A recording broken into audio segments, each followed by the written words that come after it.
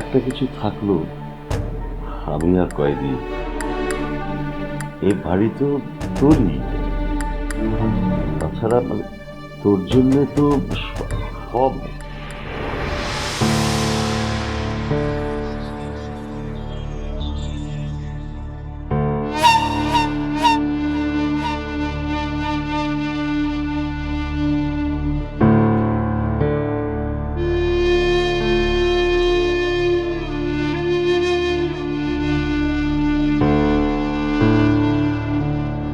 তখন থেকে আমার বাড়ি করছো।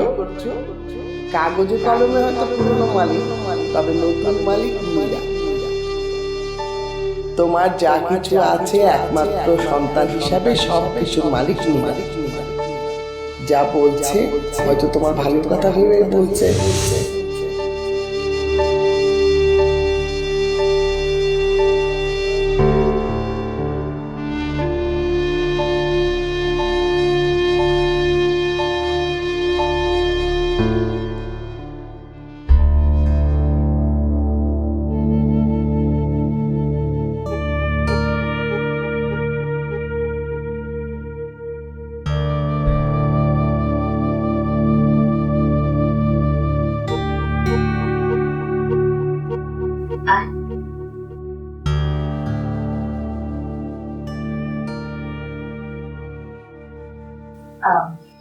তোকে ডেকেছি একটা কথা বলার জন্য।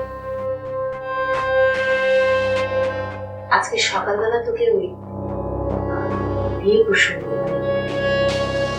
নদুরের সাথে বিয়ে প্রসঙ্গে একটা কথা বলেছিলাম না, সো সেই ব্যাপারে তোর ভাইয়া নদুর জানতে চাইছে যে তোর মতামতটা কি, তোর ইচ্ছে অনিচ্ছের উপরে নতুন একটা ডিসিশন নেবে, যার জন্য তোর ডিসিশনটা জানা। সীমানা প্লিজ,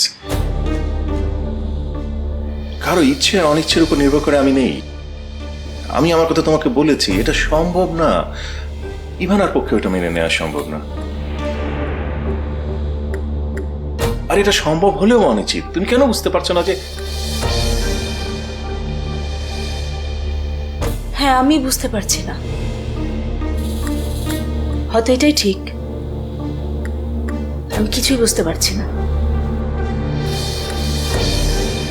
আমি এইটা বুঝতে পারছি না যে তুমি আমার এত কাছের, এত আপন, এত ভালোবাসার মানুষ হওয়ার সত্ত্বেও তুমি তোমার আমার সুখের কথা, আনন্দের কথা কেন বুঝতে পারছো না?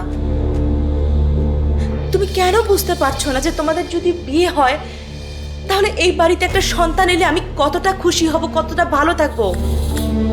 কেন বুঝতে পারছো না তুমি এটা?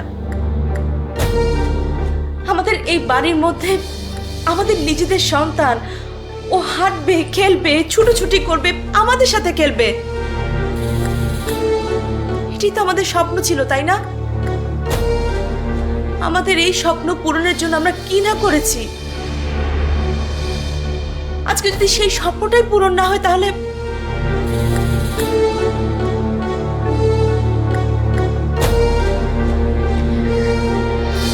আমি চাই যে করে হোক আমার এই স্বপ্ন যেন পূরণ হয়, তাহলে আমি ভালো থাকবো। এখন তোমরা আমাকে ভালো রাখবে কি রাখবে না এটা তোমাদের ব্যাপার, তোমাদের ডিসিশন। আমি আর কিছুই বলতে চাই না।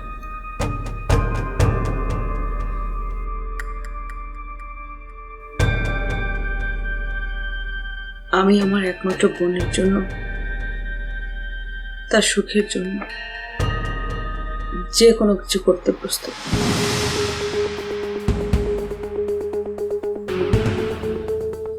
আমার এই বিয়েতে কোনো আপত্তি নেই।